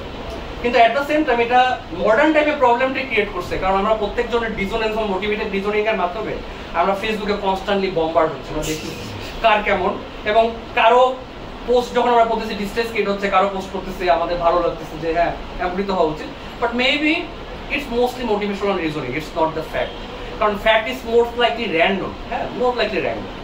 আচ্ছা, এটার পরে আরেকটা ইম্পর্টেন্ট জিনিস আছে, তারপর আমি থিওরিতে চলে যাব, সেটা নাম হচ্ছে হেরোইস্টিক্স। হেরোইস্টিক্স হচ্ছে ড্যানিয়েল কাহানেম্যানের one of the great Nobel পুরস্কার পাইছিল সাইকোলজি, যদি নোবেল পুরস্কার পাইছে ইকোনমিক্সে। সেটা হচ্ছে যে আমাদের ব্রেইন কিন্তু আমাদের বডির অনেক পরিমাণে এনার্জি কনজাম করে, অনেক, এবং অধিকাংশ এনার্জি আমাদের ব্রেইনই কনজাম করে, এবং এই কনজামশন আরো বাড়তে পারে। সো ব্রেইন কনজামশনটা কমানোর জন্য ব্রেইনের মধ্যে দুইটা সিস্টেম থাকে, একটাকে বলা হয় থিঙ্কিং ফার্স্ট, আরটাকে বলা হয় থিঙ্কিং স্লো। থিঙ্কিং ফার্স্টের ক্ষেত্রে আমি এইমাত্র একটা ছবি দেখাই, একটা লোক কাঁদতেছে, উপর দিকে একটা প্লেন উড়ে যাচ্ছে, পাশে হচ্ছে একটা স্কুল। আমি কিন্তু কিছু বলি নাই, লোকজন কিন্তু থিঙ্কিং ফার্স্ট কাজ করে বলছে, সে দ্রুত প্যাটার্ন রিকগনাইজ করতে পারছে যে কি বুঝাচ্ছে আমি। অন দ্য আদার হ্যান্ড আমি যদি লোকজনকে বলি 77×24, এখন একটু প্যারা হচ্ছে জিনিসটা লজিক্যালি সেলফ করতে, কারণ এটা থিঙ্কিং স্লো, এবং আমাদের ব্রেইনে সিমালটেনিয়াসলি এই দুটো থিঙ্কিং চলতে থাকে। থিঙ্কিং ফার্স্টের ক্ষেত্রে আমরা কি করি, আমরা কিছু হেরোইস্টিক্স করি, মানে আমাদের যেন অনেক ডিসিশন নিতে না হয়, কারণ ডিসিশনে অনেক এনার্জি কনজার্ভ হয়। ব্রেনের। সো আমরা কিছু শর্টকাট ব্যবহার করি এবং শর্টকাটটা খুবই মানে অটোমেটিক, আমরা জানিও না যে এটা শর্টকাট। যেমন আচ্ছা অমুক ভাই অনেক ভালো সিনেমা দেখে, উনি একটা ভালো সিনেমা রিকমেন্ড করছে, হ্যাঁ এটা আসলে একটা ভালো সিনেমা, ঠিক আছে, এটা ভালো সিনেমা আমার খুব চাষ। ও অমুক বইটা পুরস্কার পাইছে বা অমুক বইটা পুরস্কার পাইছে, আচ্ছা এটা তো একটা খুবই একটা হ্যাঁ এটা তো খুবই ভালো জায়গা, হ্যাঁ ভালো জিনিস। সো এই ধরনের আমাদের কিছু হেরোইস্টিক্স থাকে। এই হেরোইস্টিক্স এর মধ্যে সবচেয়ে ভয়ঙ্কর 3টা হেরোইস্টিক্স আছে যেটা পলিটিক্যাল জায়গায় খুবই ভয়ঙ্কর রকম ভাবে কাজ করে। তার মধ্যে একটা হচ্ছে কনফর্মিটি বায়াস, মোটিভেশনাল রিজনিং এর মতোই। কনফর্মিটি বায়াস মানে হচ্ছে আমি মনে মনে একদম কনভিন্স যে এই যে অতীতের একটা ঘটনা ঘটছে এটার পিছনে আসলে একটা বিদেশি শক্তির হাত আছে, ঠিক আছে, যে কোনো ঘটনা। এখন কনফর্মিটি বায়াস হচ্ছে আমি সেই ইনফরমেশন গুলো আমার মনে থাকবে এবং আমি মনে করব যে ইনফরমেশন গুলো আমি মানে যেটা আমাকে কনফার্ম করবে, কনফার্ম না করলে আমি না এটা আসলে অমুক না বা প্রবলেম, আমি একটু করে এটা ইয়ার কথা বলতেছি। সো কনফর্মিটি বায়াস হচ্ছে এটা। সো কনফর্মেশন বায়াস এড়ানোর ভালো উপায় কি, আমি একটু পরে বলবো যে পোলারাইজেশন কমানোর উপায় কি, বাট ভুলে যেতে পারি বলে আমি এখনই বলতেছি।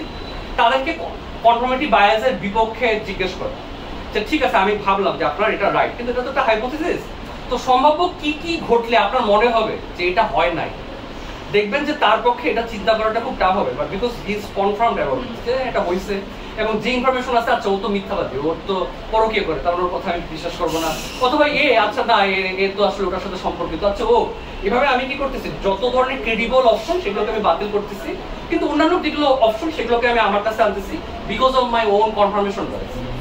সেকেন্ড যেটা সেটা খুবই খুবই ভয়ঙ্কর, সেটার নাম হচ্ছে অ্যাভেইলেবিলিটি বায়াস।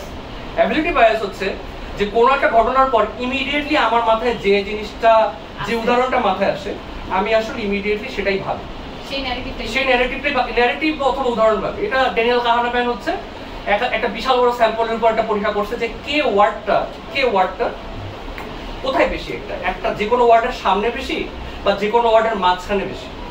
অধিকাংশ মানুষ ভাবতেছে যে কে ওয়ার্ডটা কোথায় বেশি এবং সে ভেবে বের করছে যে ওয়ার্ডটা সামনে বেশি, কারণ তার মাথায় এক্সাম্পল আসতেছে যে কে ওয়ার্ডটা সেটা হচ্ছে সামনে নট মাঝখানে। সো সে বলছে কে ওয়ার্ডটা সামনে বেশি, কিন্তু আসলে অধিকাংশ ইংলিশ ওয়ার্ড কে হচ্ছে মাঝখানে বেশি। এটা পলিটিক্যাল ইমপ্লিমেশনও করা হয়েছে।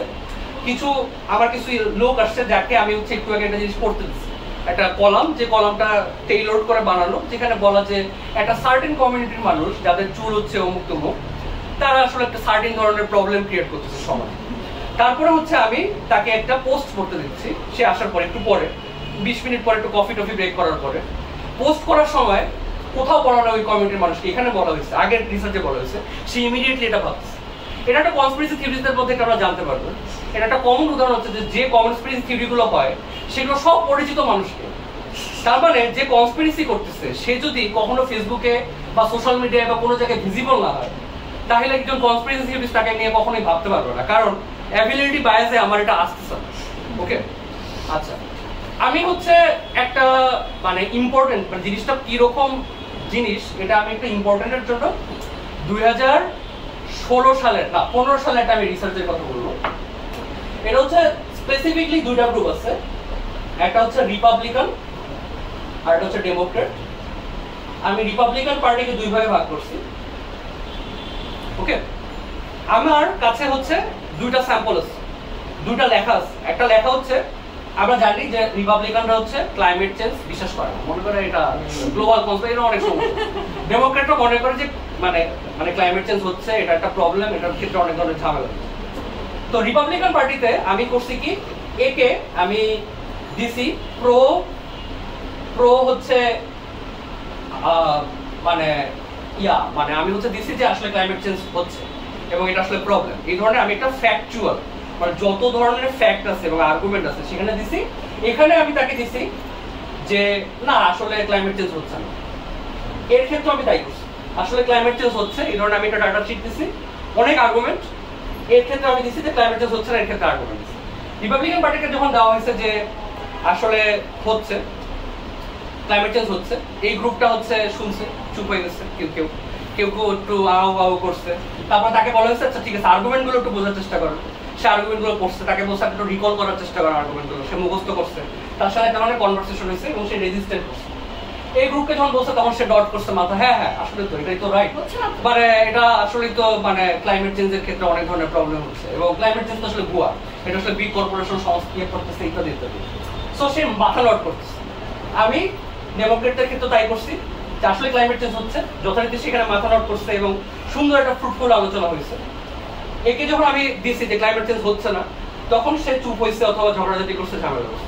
বাট তারপরে তাকে আমরা বলছি যে আর্গুমেন্টগুলো এবং ডাটা পয়েন্টগুলো যেন সে মুখস্থ করে এবং মনে করে। তাদেরকে যখন 7 দিন পরে আমার জিজ্ঞেস করা হলো, কেউ তার বিপরীত গ্রুপের আর্গুমেন্ট মনে করতে পারে না, বিকজ ইট ক্রিয়েট প্রবলেম। আমার যে alignment of my world view, আমি যে ওয়ার্ল্ডকে দেখি একটা অ্যালাইনমেন্ট অফ মাই থিঙ্কিং, এটা আসলে ডিস্টেন্স ক্রিয়েট করে। সো আমি আর্গুমেন্টগুলো আমার বিপরীত গ্রুপের যে আর্গুমেন্ট, এটা আমি মনে করতে পারতেছি না, আমার মনে নেই। ঠিক আছে, আমি তখন কিন্তু আমি মুখস্থ করতে দিয়েছিলাম, আমার ডাটা ফ্যাক্টগুলো মনে নেই। অন দ্য আদার হ্যান্ড, এই যে ফ্যাক্ট, এই দুই ফ্যাক্ট হচ্ছে এই গ্রুপের মধ্যে পোলারাইজেশন আরো বাড়াইছে। কারণ এটা কিন্তু কনফার্ম হয়েছে দেয়ার অমুক, এটার একটা অর্থ আছে। এটার অর্থ হচ্ছে যে আমি ফেসবুকে যদি কিছু ফ্যাক্ট দেই, তাহলে এটা দুই গ্রুপের মধ্যে কোনো না কোনো জায়গায় পোলারাইজেশন বাড়াবে, আরেক গ্রুপের উপর তেমন কোনো ইফেক্ট ফেলবে, আরেক গ্রুপের উপর কোনো রকম কোনো ইফেক্ট ফেলবে, এবং মানে অথবা ইফেক্ট ফেলার জায়গাটা হচ্ছে আরো কম হবে। এবং এটা মানে এটার সাথে তাহলে আমরা একটা জিনিস বুঝতেছি, এটা হচ্ছে এটার সাথে একটা সেলফের সম্পর্ক আছে। মানে এটা কি এখানে একটা কোশ্চেন চলে আসতে পারে যে আচ্ছা আমরা জানি রিপাবলিক ডেমোক্রেটের মধ্যে সোশিও ইকোনমিক স্ট্যাটাসের একটা বড় পার্থক্য আছে, তাদের ইকোনমিক জায়গার একটা পার্থক্য আছে, এডুকেশনের জায়গার পার্থক্য আছে। ওকে, মনে হয় ওকে মেবি যদি আমি খুবই একটা হাই ইন্টেলিজেন্ট ব্যক্তি ধরি, যাদের ইন্টেলিজেন্স অনেক ভালো, তাহলে মেবি সে পলিটিক্যাল ফ্যাক্টটা বুঝতে পারবে এবং সত্যটাকে অনুধাবন করতে পারবে, এবং মেবি সে আমার পক্ষে আছে। এটাও 2016 সালের স্টাডি, 15 সালের স্টাডি, ওবামা যাওয়ার আগে হয়েছে। তো এখানে যেটা হয়েছে এটা হচ্ছে যে গান কন্ট্রোল, ওবামা হচ্ছে গান কন্ট্রোলের উপর কিছু ধরনের কিছু কাজ করবে। সো সে বিভিন্ন লোকজনকে ডাকতেছে এবং সেটার জন্য একটা সার্ভে হচ্ছে যে আমি গান কন্ট্রোল কোন জায়গায় করবো কি করবো। এবং দেখা যাচ্ছে যে একটা সমাজে একটা বিভিন্ন অংশের লোক হচ্ছে গান কন্ট্রোল এনআর এর সদস্য, এবং তারা গান কন্ট্রোল হচ্ছে সাপোর্ট করতেছে বা করতেছে। তো এখানে আমার যেটা করা হয়েছে এটা হচ্ছে যে আমার মানে টপ কিছু আর্গুমেন্ট, খুবই চমৎকার কিছু ডাটা পয়েন্ট এবং সার্ভের কিছু জিনিস, এটা হচ্ছে আমি নিচ্ছি। বিভিন্ন লোককে প্রথমে জিজ্ঞেস করছে আপনি কি গান কন্ট্রোল সমর্থন করেন কি করেন না, সে বলছে যে আমি করি না অথবা করি। তারপরে আচ্ছা আমি হচ্ছে আপনার কি একটু ইন্টেলিজেন্স টেস্ট করতে পারি, ওকে। আপনি কি একটু ম্যাথ করতে পারেন, আমি একটু আপনার ম্যাথ অ্যাবিলিটি টেস্ট করবো, ওকে। আপনার লজিক্যাল অ্যাবিলিটির জিনিসটা অনেক বেশি। আচ্ছা এই যে দেখেন, এই যে ডাটা পয়েন্ট দেখেন, গান কন্ট্রোলের কারণে, গান ওপেনের কারণে, গান সরাসরি বিক্রি হওয়ার কারণে এত বেশি পরিমাণ ভায়োলেন্স বাড়ছে। ইন্টারেস্টিং ব্যাপার হচ্ছে যারা সমর্থন করে না, যারা গান কন্ট্রোল মানে গান যারা গান ওন করাটাকে সমর্থন করে, যারা গান হচ্ছে কন্ট্রোলটাকে সমর্থন করে না, মানে রিপাবলিক যারা high intelligent, they see the data, তারা ডাটাটাকে টুইক করে অন্যভাবে ইন্টারপ্রেট করতেছে, যেটা আসলে অ্যাকচুয়ালি গান কন্ট্রোলকে সমর্থন করে, মানে গান কন্ট্রোল না করাটাকে সমর্থন করে। ডাটা টুইস্ট করা মানে আমি সেম ডাটা, কিন্তু সে বলতেছে যে হ্যাঁ এটা তো আসলে এদের উপর নেওয়া হয়েছে, এখানে নেওয়া হয় নাই, ঠিক আছে। আচ্ছা এখানে তো এই এখানে তো অমুক আছে, ডাটা ডিফারেন্ট ইন্টারপ্রেট, ডাটা একদম ডিফারেন্টলি ইন্টারপ্রেট করে, পরে হচ্ছে সে যেটা বিলিভ করে যে হ্যাঁ গান কন্ট্রোল করা উচিত না, সেটা সেই পজিশনে আসে। মানে এখানে হচ্ছে আমার যে হায়ার সুপ্রিম ক্রিটিক্যাল অ্যাবিলিটি এটা কাজ করতেছে না। কেন? এখন হচ্ছে আমি না একদম শেষে গিয়ে দিব, নাহলে আমি হচ্ছে তুমি জানো আমাকে, আমি একদম বেলাইনে চলে যাবো। এখন ঘটনা হচ্ছে যে মানে প্রধান যে প্রবলেম সেটা হচ্ছে যে আমার হচ্ছে আমি এটা আসলে মেইনলি কি কারণে হচ্ছে, এখন হচ্ছে আমরা একটু থিওরিটিক্যাল জায়গায় যাবো। থিওরিটিক্যাল জায়গা হচ্ছে দা ফরমেশন অফ সেলফ, মানে আমরা আমাদের সেলফ ফিল করতে পারি না, এবং জন্মের পর থেকে সেলফ ফিল করতে পারি না। জন্মের পর থেকে আমি প্রথমে আউটার ওয়ার্ল্ডটা দিই, আউটার ওয়ার্ল্ডে আমি হচ্ছে জীবন্ত বস্তু এবং অবস্তু এগুলোর মধ্যে পার্থক্য করতে পারি না। একটা বাচ্চা একটা এই চেয়ারে ধাক্কা খাইলো, আমি হচ্ছে বললাম যে বাবা আমি এই যে দেখো বাচ্চাটাকে মারতেছি, এটাকে মারতেছি, সে খুব খুশি হয়ে যায়, হ্যাঁ সে আলাদা করতে পারে। আস্তে আস্তে তার মধ্যে অ্যাবস্ট্রাক্ট কনসেপ্ট আসতেছে এবং সে কজ অ্যান্ড ইফেক্ট বুঝতে পারতেছে। তার কিন্তু প্রথমে আউটার ওয়ার্ল্ডের নেভিগেশন স্ট্র্যাটেজিগুলো তৈরি হয়, মানে স্পেস টাইমের ধারণা, এগুলো হচ্ছে আউটার ওয়ার্ল্ডের নেভিগেশনে তৈরি হয়।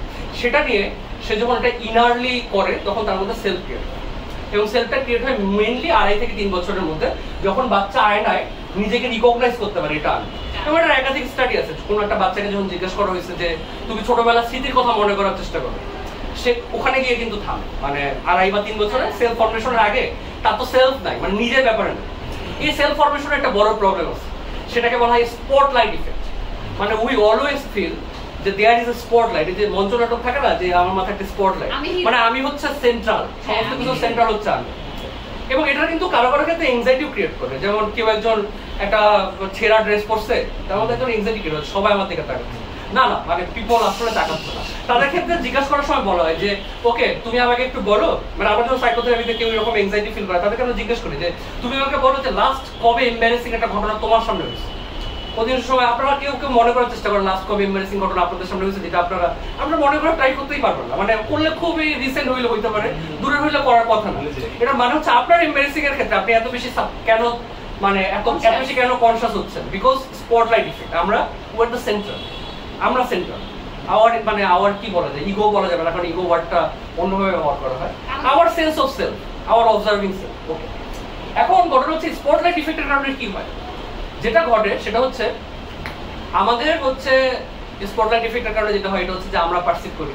যেমন বিভিন্ন মানুষকে জিজ্ঞাসা করেছে তুমি ড্রাইভিং কেমন করো, নর্মাল মানুষ তারা বলছে যে আমরা অ্যাভারেজের উপরে পাই, আমি মানে অ্যাভারেজের উপরে পাই। পরে যখন তাকে ড্রাইভিং টেস্ট করা হয়েছে সে আসলে অ্যাভারেজই পায়, বাট ইটস ফিল ডিস্ট্রেসিং।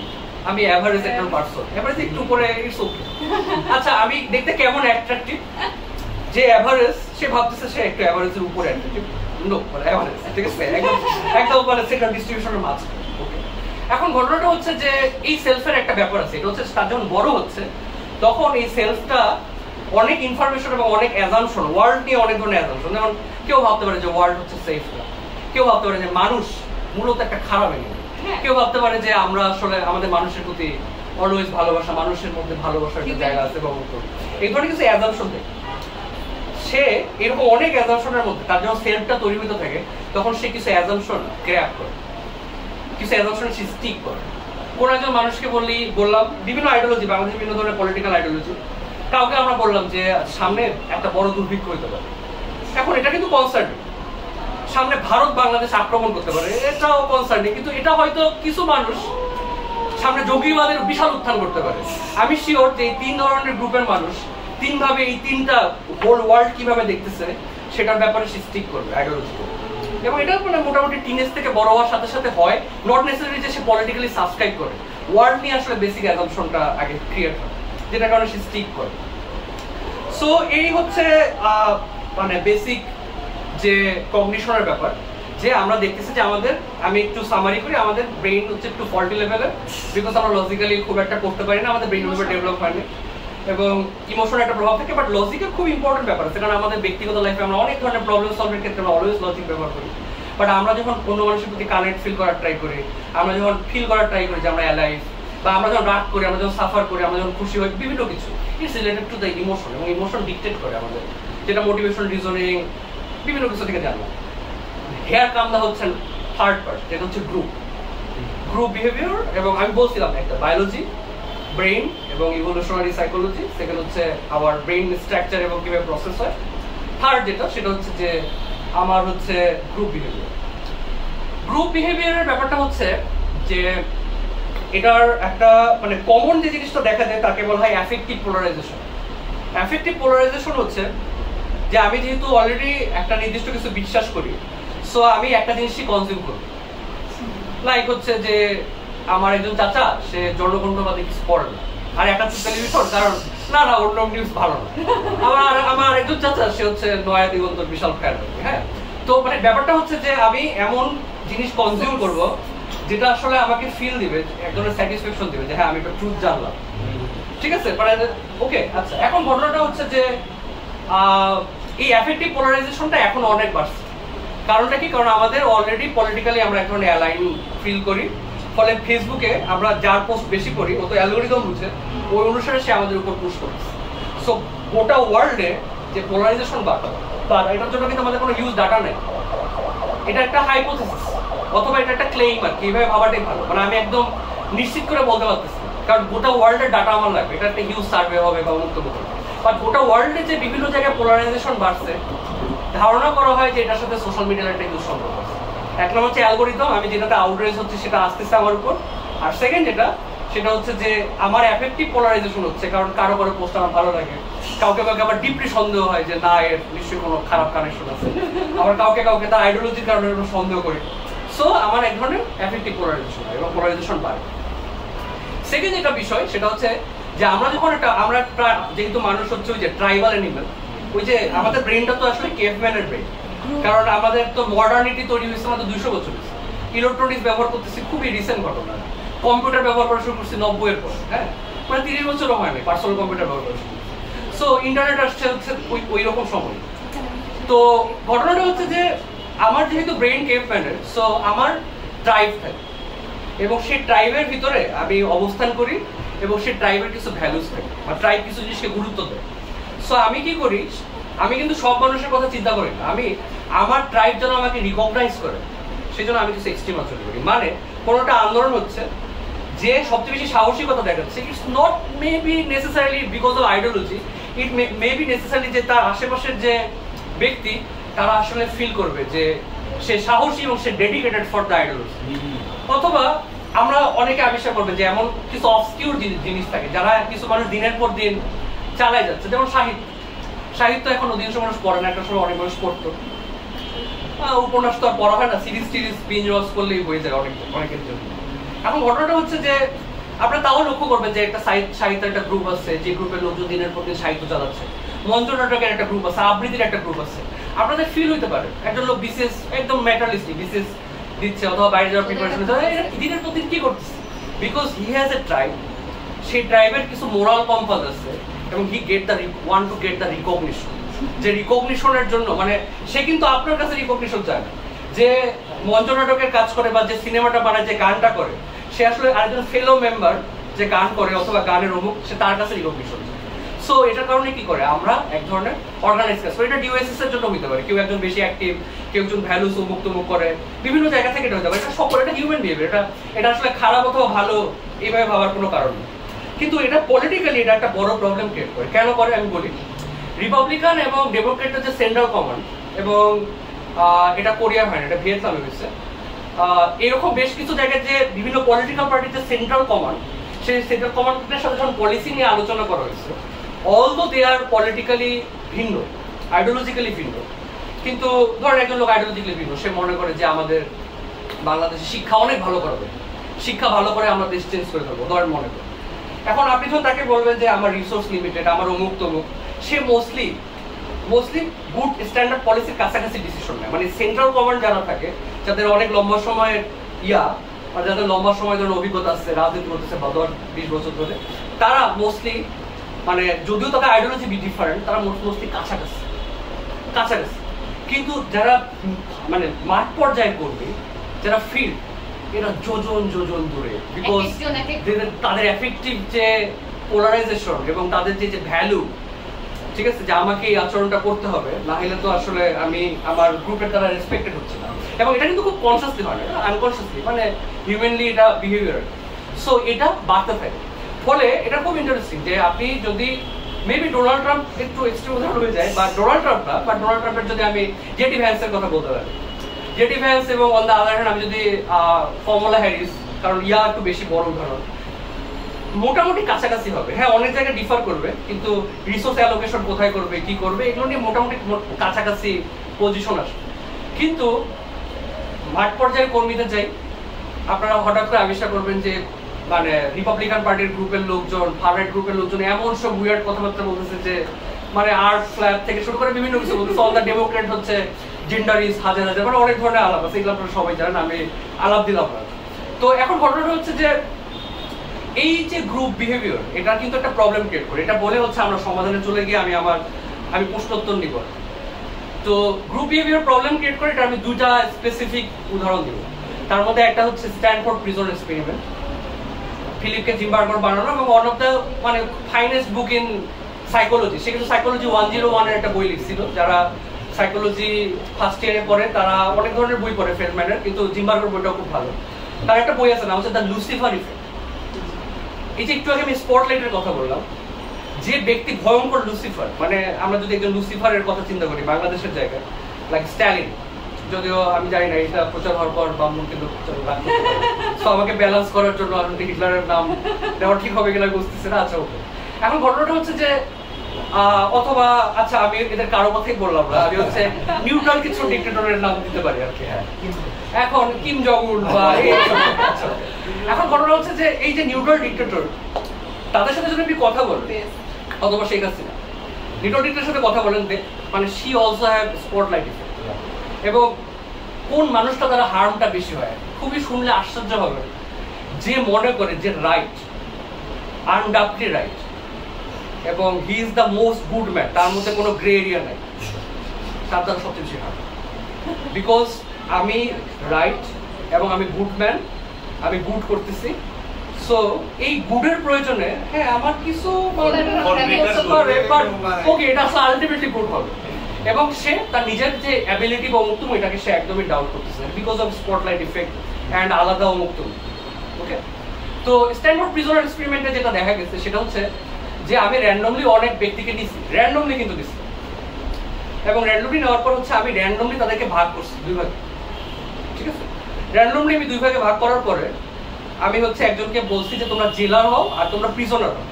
তারপর আমি একটা প্রিজনের ভিতরে ঢুকাইছি এবং জেলাররা হচ্ছে জেলারের মতো তোমরা রোল প্লে করবো, তোমরা রোলের ভিতরে ঢুকে যাও আর তোমরা প্রিজনের মতো রোল প্লে করবো। প্রথম দিন কিন্তু খুব ভালো হয়েছে যে একজন প্রিজনারের হচ্ছে তৃষ্ণা লাগতেছিল, তখন সে তাকে হেল্প করছে, ঠিক আছে, এরকম হয়েছে। বাট সেকেন্ড দিন থেকে এক সপ্তাহ দিনের যত বাড়ছে ইটস বিকাম সো মাচ ভয়ঙ্কর। মানে নগ্ন করে পিটানো থেকে শুরু করে মানে যা যা হইতে পারে হিউম্যান রাইট ভায়োলেন্স সব হয়েছে। ইন্টারেস্টিং ব্যাপার হচ্ছে এরা কিন্তু সবাই ভালো ইউনিভার্সিটি স্টুডেন্ট, তাদের ইয়া খুব ভালো, বাট তাদেরকে যখন জিজ্ঞাসা করা হয়েছে তখন তারা ভাবতেছেন না আমাদের র্যান্ডমলি সিলেক্ট করা হয়নি, নিশ্চয়ই আমাদের মধ্যে ওই যে স্পটলাইট ইফেক্ট, আমাদের মধ্যে ভালো ব্যাপার আছে বলে আমরা জেলার হয়েছে, ওদের অমুক হয়েছে, নিশ্চয়ই তার কিছু প্রবলেম আছে, সে কেন এমন করবে। এবং আরেকটা ব্যাপার হচ্ছে পাওয়ার, পাওয়ারের কারণে হচ্ছে মানে লজিক হচ্ছে ডিক্টেট হয়। আপনার পাওয়ার বেশি, ছোট একটা বাচ্চা আপনার ছোট বোন বা ছোট ভাই একটা কিছু বলছে আপনার মনে হতে পারে যে বেয়াদবি করছে, হ্যাঁ মানে পাওয়ারের কারণে লজিক ডিক্টেট হয়, একটু মোটিভেশনাল রিজনিং এর মতো একটা ব্যাপার। সো এই কারণে অনেকে ভাবে যে আচ্ছা পাওয়ারের বাইরে লোকটা কত ভালো ছিল, পাওয়ারের পরে 3-4 মাসের মধ্যে এরকম চেঞ্জ কেমনে হয়, কিছু করার নাই। স্ট্যানফোর্ড প্রিজন এক্সপেরিমেন্ট আমাদের এক ধরনের ধারণা। সো এই এক্সপেরিমেন্টটা কিন্তু আরো অনেকদিন চালানোর ইচ্ছা ছিল জিমবার্গের, কিন্তু জিমবার্গের যে গার্লফ্রেন্ড ছিল সে সাইকোলজির আরেকজন জায়ান্ট, সে হচ্ছে বার্ন আউট ইনভেন্টরি আবিষ্কার করছে, মানে আমাদের যে বার্ন আউট হয় অনেক কাজ করার মাধ্যমে সেটা কাজ করছে, সে দেখতে গেছিল। তো সে বলছে যে তুমি যদি এটা বন্ধ না করো আমি তোমার সাথে ব্রেকআপ করবো এবং আমাদের বিয়ে হবে।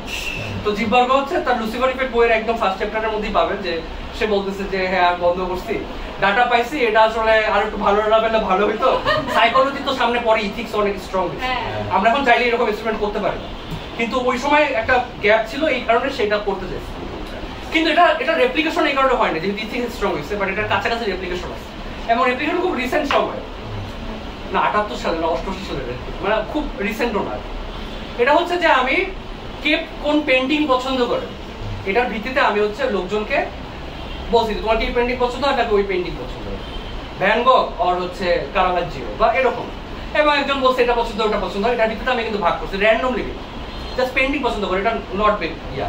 পরে আমি সেই গ্রুপদেরকে আমি অ্যাড করছি, বলছি তুমি গ্রুপে তুমি গ্রুপ বি, এবং তারা কয়েকদিন মিটিং করছে।